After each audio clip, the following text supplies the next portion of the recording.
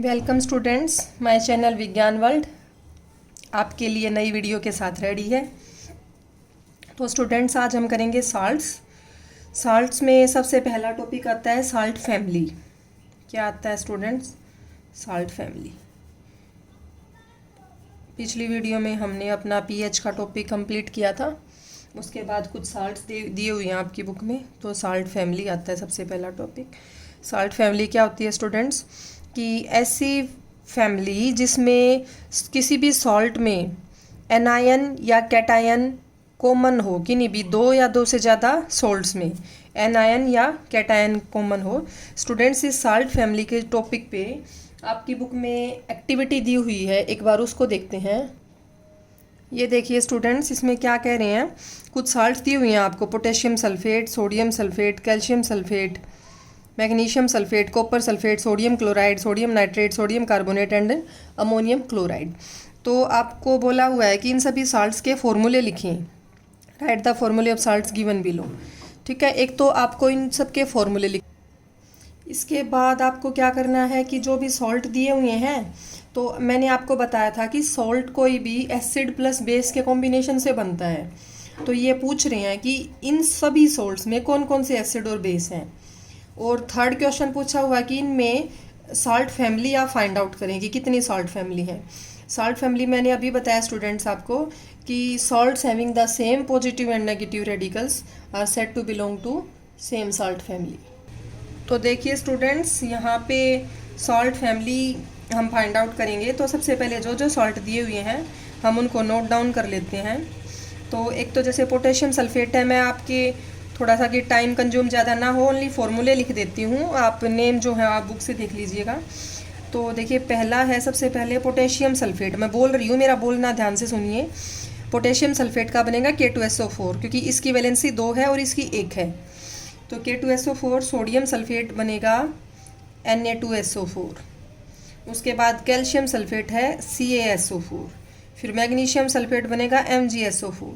इन दोनों की इसकी भी वैलेंसी 2 है, इसकी भी वैलेंसी 2 है सल्फेट की, वो कैंसिल कर देगी एक दूसरे को। ऐसे ही कॉपर सल्फेट में दोनों की वैलेंसी 2 है, तो CuSO4 हो गया। फिर है सोडियम क्लोराइड, फिर है सोडियम नाइट्रेट NaNO3, फिर है सोडियम कार्बोनेट Na2CO3, और लास्ट में है अमोनियम क्लोराइड। अमोनियम होता है NH4 क्लोराइड। दोनों की वैलेंसी 1 है, तो ये फॉर्मूला आपका बन गया। तो स्टूडेंट्स, ये भी जो भी आपकी एक्टिविटी में ये सोल्ट्स दिए हुए थे, हमने क्या कर दिया है, इन सभी को, इन सब के फॉर्मूले लिख दिए हैं। ठीक है, तो ये potassium sulphate, sodium sulphate, calcium sulphate, magnesium sulphate, copper sulphate, sodium chloride, sodium nitrate, sodium carbonate और अमोनियम क्लोराइड। ठीक है, उसके बाद हम इनके एसिड्स और बेसिस फाइंड करेंगे। तो ये तो हैं स्टूडेंट सॉल्ट्स, हमने ऐसे लिख दिए हैं। फिर इनमें कौन सा एसिड है और कौन सा बेस है वो निकालेंगे हम। तो देखिए SO4 जिसमें भी ये है आपका क्या बोलते हैं इसको, माइनस वाला एनायन जिसमें भी एनायन सल्फेट है, तो उस सभी में हम देखेंगे कि H2SO4 एसिड होना चाहिए, क्योंकि इसमें सल्फेट है, इससे ये आया होगा आपका एनायन। ठीक है, तो इन सभी में ओबियसली कौन सा एसिड होगा, H2SO4। तो सभी में लिख लिया हमने सल्फ्यूरिक एसिड। ठीक है, तो Cl होता है HCl में, तो ये इसमें HCl एसिड होना चाहिए। NO3 होता है नाइट्रिक एसिड में, HNO3 होना चाहिए। ये होता है कार्बोनिक एसिड में, H2CO3 होना चाहिए। Cl फिर से HCl में होता है। तो ये हमने लिख लिया इन सब के एसिड। अब बेस लिखेंगे। बेस से जाता है आपका कैटायन। तो जो ये कैटायन है ये बेस से आया होगा, तो इसमें होगा पोटेशियम हाइड्रोक्साइड बेस, यहाँ होगा सोडियम हाइड्रोक्साइड बेस, सोडियम है, यहाँ होगा कैल्शियम हाइड्रोक्साइड आपका, और यहाँ पे होगा मैग्नीशियम हाइड्रोक्साइड, और यहाँ पे होगा कॉपर हाइड्रोक्साइड। समझ रहे हैं ना स्टूडेंट्स आप? किसी भी सॉल्ट में बेस से तो आता है कैटायन पार्ट प्लस वाला, और एसिड से आता है एनायन पार्ट माइनस वाला। ठीक है, तो ये बन गए आपके सॉल्ट। तो NaCl में फिर से NaOH होना चाहिए बेस, यहाँ पे भी क्या होना चाहिए, NaOH होना चाहिए, यहाँ पे भी NaOH होना चाहिए, और नीचे वाले में अमोनियम है तो अमोनियम हाइड्रोक्साइड होगा। ठीक है, ये ऐसे ही आएगा, ब्रैकेट लगाने की नीड नहीं है। NH4OH, क्योंकि दोनों की वैलेंसी 1 1 है। ओके, तो ये हो गए आपके एसिड्स और बेस जिनसे हमने सॉल्ट को बनाया, कि इस एसिड और इस बेस के कॉम्बिनेशन से ये बना है, ऐसे ही इन सभी के कॉम्बिनेशन से ये, इससे ये, इससे ये, इस तरीके से। फिर हमें फाइंड आउट करनी है साल्ट फैमिली। साल्ट फैमिली मैंने आपको अभी बताया स्टूडेंट्स क्या होती है। ऐसे salts which have the same positive और नेगेटिव रेडिकल्स या ions, salts having same positive or negative ions, they are belong to said to belong to same salt family। तो देखिए यहाँ इन सभी में सल्फेट है, तो हम ये कह सकते हैं ये सारे एक साल्ट फैमिली से बिलोंग करते हैं। आप देखिए चाहे एनायन हो चाहे कैटायन हो, कोई भी आपका रेडिकल हो, सेम होना चाहिए। अब ये तीन देखिए, इन तीनों में सोडियम कॉमन है, कैटायन सेम है, तो ये इनकी एक अलग साल्ट फैमिली होगी। ऐसे स्टूडेंट ये NaCl ले लो, NH4Cl ले लो, दोनों में क्लोरीन है, तो इनकी एक अपनी अलग साल्ट फैमिली होगी। तो इस तरीके से स्टूडेंट्स हम फाइंड आउट करते हैं साल्ट फैमिली। सिमिलरली आपकी एक एक्टिविटी और दी हुई है, कोई ज़्यादा डिफरेंस नहीं है उसमें, तो उसको भी देख लेते हैं। जैसे उसमें दिया हुआ है ऐसे ही फॉर्मूले बनाने हैं। तो सबसे पहले दिया हुआ है कि सोडियम क्लोराइड, उसके बाद है पोटेशियम नाइट्रेट KNO3, उसके बाद दिया हुआ आपका एल्यूमिनियम क्लोराइड AlCl3 बनेगा। उसके बाद है आपका जिंक सल्फेट ZnSO4, फिर है कॉपर सल्फेट, उसके बाद है सोडियम एसीटेट स्टूडेंट CS3। एक दो बातें नई हैं इसलिए मैं इसको भी करके दिखा रही हूँ, अदरवाइज सिमिलर ही हैं। उसके बाद सोडियम कार्बोनेट Na2CO3, उसके बाद है सोडियम बाइकार्बोनेट NaHCO3।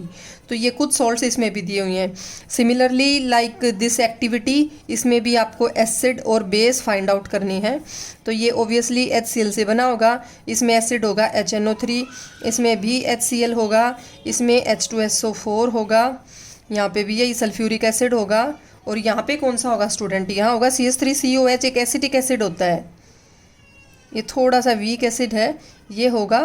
और यहाँ पे कौन सा होगा स्टूडेंट, कार्बोनिक एसिड होता है H2CO3, और यहाँ पे भी कार्बोनिक एसिड से तो नहीं, H2SO3 से, सल्फोनिक एसिड से बनेगी। ठीक है, तो ये हो गया आपके। इन सभी में एसिड और बेस कौन से होंगे स्टूडेंट्स, NaOH, इसमें KOH, इसमें एल्यूमिनियम हाइड्रोक्साइड होगा, 3 आएगा। यहाँ होगा आपका जिंक हाइड्रोक्साइड, ठीक है, यहाँ होगा आपका कॉपर हाइड्रोक्साइड। ये वाली जो रिएक्शन है स्टूडेंट्स, यहाँ सल्फ्यूरिक एसिड के साथ जो रिएक्शन हो रही है, तो यहाँ पे बेस में इनके ऑक्साइड भी ले सकते हैं, क्योंकि मैंने आपको बताया था कि metallic oxides are basic in nature. तो यहाँ पे ZnO और कॉपर ऑक्साइड ये भी ले सकते हैं आप इनकी जगह। तो ये है आपका दिया हुआ है, यहाँ पे कॉपर सल्फेट दिया हुआ है। उसके बाद ये कह रहे हैं सोडियम एसीटेट, तो इसमें होगा NaOH होगा बेस, यहाँ पे कौन सा बेस होगा, यहाँ पे भी NaOH होगा, और इधर भी NaOH ही होगा। ठीक है, अब इसमें पूछा हुआ है सोल्यूबिलिटी मैं वैसे आपको बता दूं कि जो सोल्यूबल हैं, ज़्यादातर सॉल्ट्स जो हैं आपके सामने, ये सभी सोल्यूबल होते हैं वाटर में, इसलिए इन सभी को एल्कलाई बोलते हैं। एल्कलाई हैं तो अंडरस्टूड ये कैसे हैं, ये आपके सोल्यूबल सॉल्ट्स हैं, तो सोल्यूबिलिटी सभी की होगी। उसके बाद अगर हम इनकी पीएच की बात करें, तो पीएच तो स्टूडेंट्स आप लैब में फाइंड आउट करेंगे पीएच पेपर की हेल्प से। बस जो जनरली जो इनकी पीएच होती है मैं आपको वो बता देती हूँ। अब किसी भी सॉल्ट की पीएच कैसे डिटरमाइन करते हैं, एंड आप कैसे पता लगाएंगे कि वो सॉल्ट एसिड है कि बेस है। एसिड बेस दोनों से मिलके सॉल्ट बनते हैं। अक्सर कुछ सॉल्ट न्यूट्रल भी होते हैं, जैसे आपका इसी की बात करें NaCl न्यूट्रल है, लेकिन कुछ सॉल्ट एसिडिक और बेसिक होते हैं नेचर में, तो वो कैसे पता लगाएंगे स्टूडेंट्स आप। देखिए इस बात का ध्यान रखिए, कोई भी सॉल्ट, अगर कोई सॉल्ट वीक एसिड से बना है, और स्ट्रॉन्ग बेस से बना है, किससे, वीक एसिड से और स्ट्रॉन्ग बेस से, तो वो सॉल्ट कैसा होगा, वो सॉल्ट होगा बेसिक इन नेचर। ठीक है, if any salt is formed of strong acid, अगर स्ट्रॉन्ग एसिड से बना है प्लस वीक बेस से बना है आपका, तो ये सिंपल सी बात है, उसकी नेचर कैसी होगी, एसिडिक। ये बात आपको याद रखनी है। तभी आप किसी भी सॉल्ट की एसिडिक या बेसिक नेचर फाइंड आउट कर पाएंगे। Salt weak acid strong base से बना है तो बेसिक होगा, स्ट्रॉन्ग एसिड वीक बेस से बना है तो कैसा होगा, एसिडिक होगा। अब इसी तरीके से हम डिटरमाइन कर सकते हैं, बाकी आप पीएच पेपर से भी फाइंड आउट कर सकते हैं। तो देखिए जो KNO3 है, अब इसकी पीएच तो करीब करीब 7 ही होती है NaCl की, तो इसलिए हमने ये न्यूट्रल में ले लिया। अब जो KNO3 है इसकी भी, ये भी न्यूट्रल में ही आएगा, ठीक है, क्योंकि ये भी स्ट्रॉन्ग है और ये भी स्ट्रॉन्ग है, दोनों ही स्ट्रॉन्ग है। यहाँ पे भी एसिड और बेस दोनों ही स्ट्रॉन्ग है, तो both of these salts are considered neutral. उसके बाद हम जाते हैं एल्यूमिनियम क्लोराइड पे। तो HCl क्या है, HCl है एक स्ट्रॉन्ग एसिड है, लेकिन एल्यूमिनियम हाइड्रोक्साइड उतना स्ट्रॉन्ग बेस नहीं है, तो ये एसिडिक होता है नेचर में। कैसा होता है, एसिडिक, ठीक है। उसके बाद जिंक सल्फेट की बात करें, जिंक सल्फेट में भी एसिड जो है वो ज़्यादा स्ट्रॉन्ग है, सल्फ्यूरिक एसिड, लेकिन जिंक ऑक्साइड इतना स्ट्रॉन्ग बेस नहीं है, तो इसकी भी नेचर कैसी होगी, एसिडिक होगी। अब जो जितना स्ट्रॉन्ग है और जितना स्ट्रॉन्ग उसमें बेस है उतनी ही उसकी एसिडिक नेचर होगी। अब इन दोनों को हम कंपेयर करें, aluminium chloride and zinc sulphate, if these are to compare together, तो हम क्या देखते हैं, both of these are acidic. But यहाँ पे क्या देखते हैं कि इसके कंपैरिजन में खैरिन में तो ज़्यादा डिफरेंस नहीं है। आप इसके साथ कंपेयर कर लीजिए एल्यूमिनियम क्लोराइड को।